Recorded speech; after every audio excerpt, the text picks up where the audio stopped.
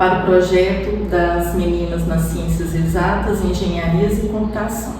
Hoje a gente está recebendo a professora Marcela Ribeiro Martins, professora da Universidade Tecnológica Federal do Paraná, que hoje irá nos brindar com uma aula magna, uma palestra, né, do início do semestre letivo do IFG Campus Inlas. E aproveitando a presença da professora Marcela, nós faremos aqui uma entrevista, né, para o nosso projeto.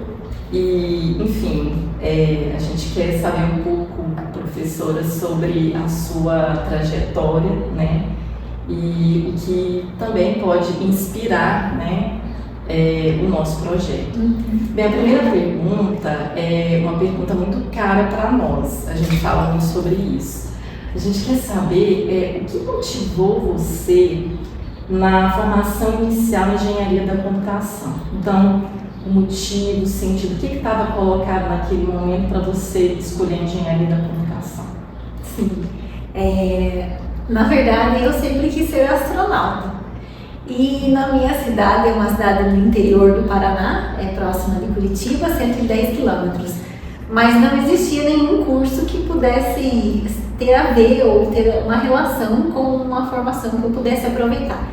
E na época, eu tinha uns 15 anos, eu mandei uma carta para a NASA para saber que curso que eu teria que fazer para poder virar a ser astronauta, né? Então eles me responderam como era o processo seletivo e eu queria muito fazer parte, um dia poder seguir essa profissão, e aí eu resolvi fazer o concurso para o ITA, como vestibular, né? Instituto Tecnológico da Aeronáutica.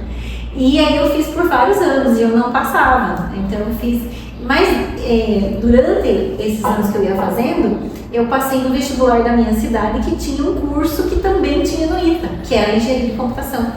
Então, quando eu escolhi computação, foi pensando assim, não, porque de repente um dia eu posso transferir, um dia eu posso eventualmente fazer parte e ir para lá, né? Que lá seria uma entrada, uma possível entrada para que eu pudesse virar uma astronauta brasileira, né?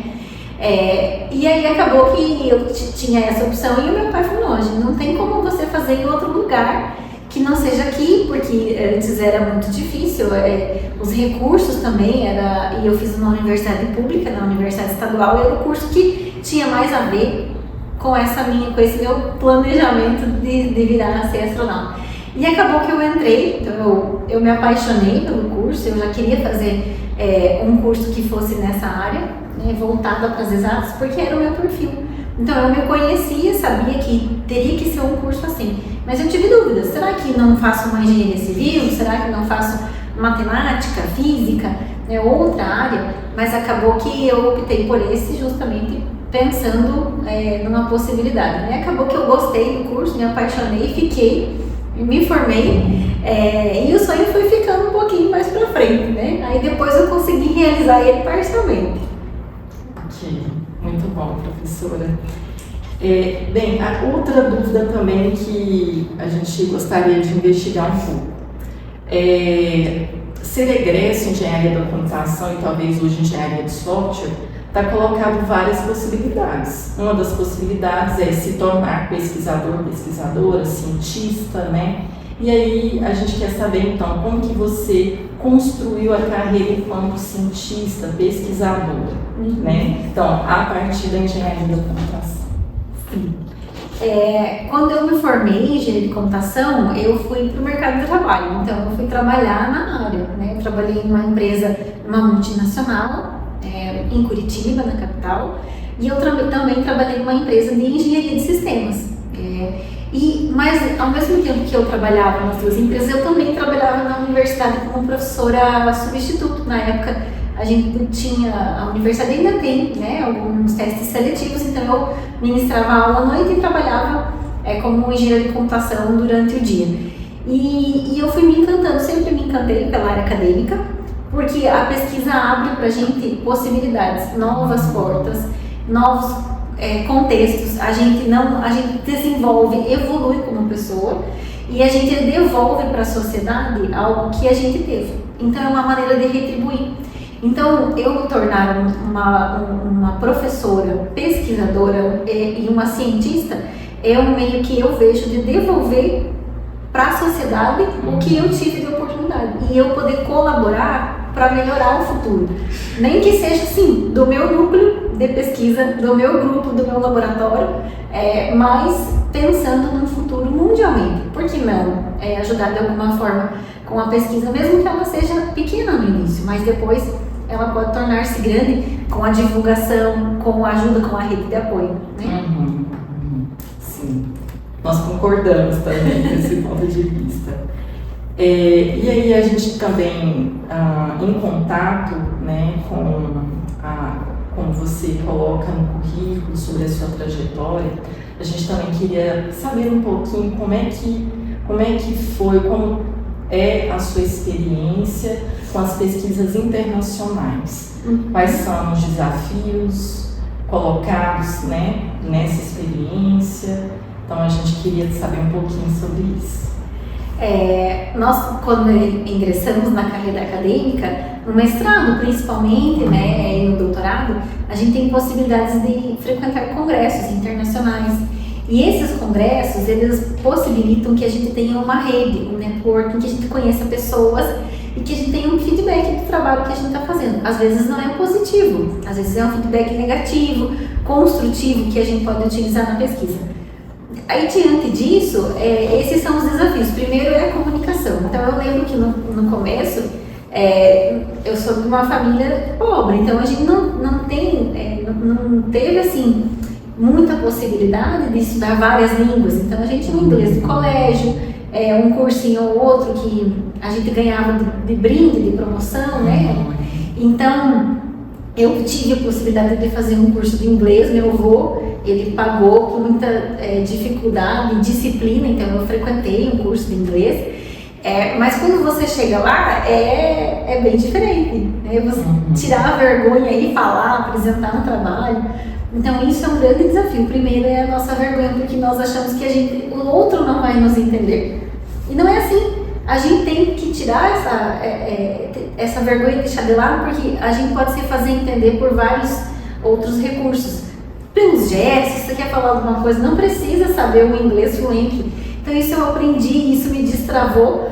Então assim, fala errado, não tem problema, não usa o verbo to be conjugado da maneira certa, esqueça os S, fala os passados tudo errado, mas eles me entendem. E eles me entenderem, e essa segurança que eu tenho de não me julgar, eu tô falando errado, não vou falar. Isso me proporciona me comunicar muito melhor. E aí eles também não vão ter vergonha de me perguntar, de fazer uma pergunta muitas vezes que é uma dúvida e que eu sei responder, mas que por conta da comunicação. Então era um desafio, é um desafio para qualquer pessoa, a língua, né? Então isso para mim ficou assim, foi muito destravado quando eu comecei a frequentar esses congressos enquanto aluna de mestrado e de doutorado. Aí eu conheci um amigo que era do Marrocos, que também falava um inglês melhor do que o meu, obviamente, mas ele tirava sarro, então ele falava, ele me corrigia e a gente brincava, e ele é meu amigão do coração, né, o Mohamed. Então até hoje nós conversamos bastante, nós temos muitos trabalhos juntos de pesquisa. Nós fizemos o doutorado praticamente ao mesmo tempo, então isso me fortaleceu. Era um desafio que eu tinha e que com ele, por ter uma pessoa que também falava inglês e a gente ia brincando, isso se tornou divertido, se tornou engraçado e essa barreira foi rompida. Então muitas vezes é na nossa cabeça, por tentar falar bem certinho, por tentar se fazer comunicar da maneira mais perfeita possível, não precisa, é só a gente ir, né? Vai dar certo, apresenta e as pessoas vão entender. Porque quando as pessoas de fora vêm no nosso país, a gente faz de tudo para ele ser bem-vindo e para ele ser entendido. E a gente acaba muitas vezes entendendo muito antes do que ele quer falar, o que ele precisa. Então acontece da mesma forma, né? É nesse sentido, acho que é o principal desafio. Sim, eu concordo com você. Eu acho que a comunicação ela pode ser contornada de várias formas, né? Marcela, caminhando assim para a conclusão da entrevista, eu vou contextualizar essa última pergunta. Então, por exemplo, eu ontem, lendo um pouco sobre a sua trajetória, eu vi que graduação, mestrado, doutorado, você teve orientadores homens, certo? E aí eu fico pensando assim, hoje penso que as estudantes onde você, né, na universidade onde você trabalha, talvez tenham mais oportunidades de encontrar professoras, né, ter uma maior diversidade, né, para ter uma interlocução para as suas pesquisas, né, você é exemplo disso, né.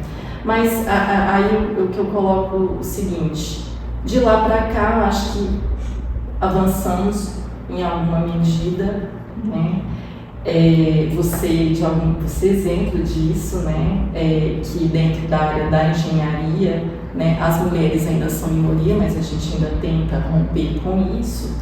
Mas o que a gente pode fazer no cenário de hoje? O que ainda pode ser feito? E dentro disso, que mensagem você diria para as meninas, né, que querem ingressar, né, nas ciências exatas, nas engenharias e na computação?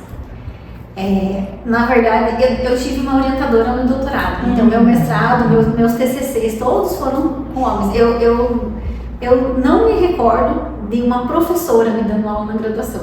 Então, eu fiz essa análise e eu não me recordo. Realmente, eu não tive uma professora. Se eu tive, foi uma professora de comunicação linguística, né? Então, eu não tive professoras da área na minha graduação. Mas no meu doutorado, eu tive uma orientadora que foi uma mãe, é uma inspiração para mim. E eu procuro trabalhar como ela trabalha. Então, como ela me cuidou, né, em outra cidade, ela me ajudou, ela me apoiou.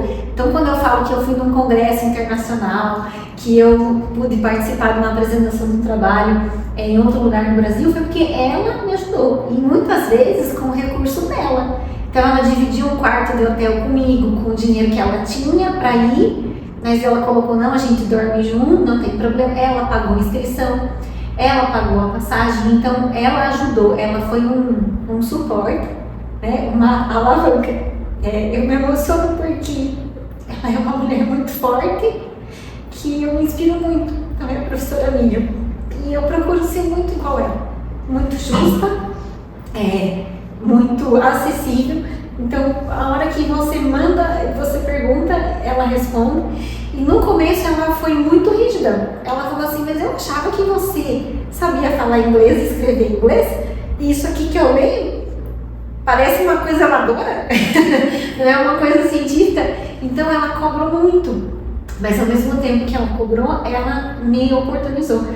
E a oportunidade que a gente pode dar para as alunas é essa, você, no mínimo, proporcionar algo que você teve. Então é isso que eu penso.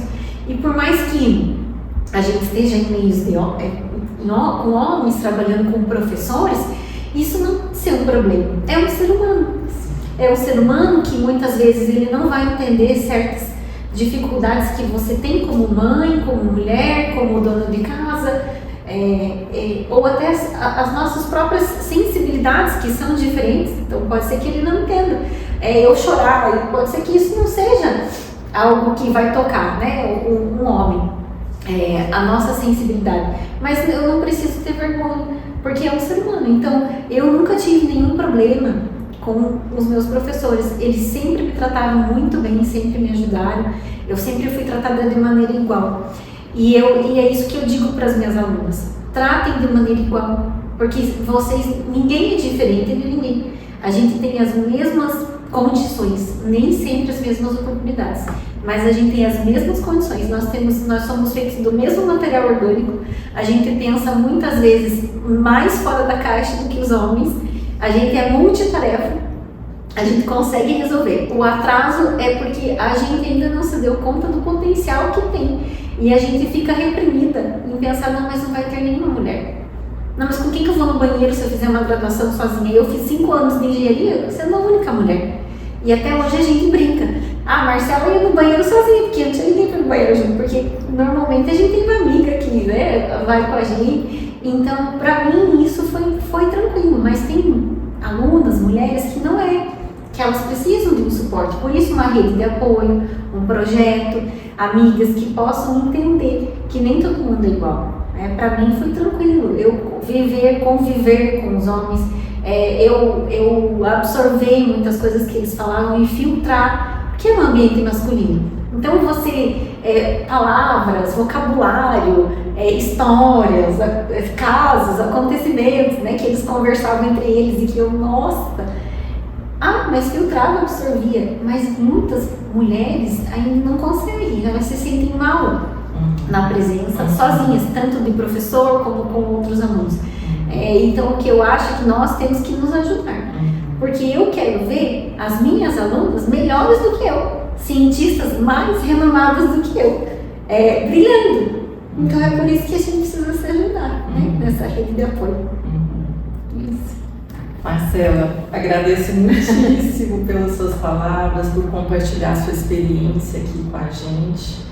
Então, em nome do projeto Meninas das Ciências Exatas, Engenharias e Computação, aqui do IFG Campus Minas, nós encerramos essa entrevista, agradecemos aqui pela sua presença e por nos inspirar. Tá? Muito obrigada. Eu que agradeço. Obrigada.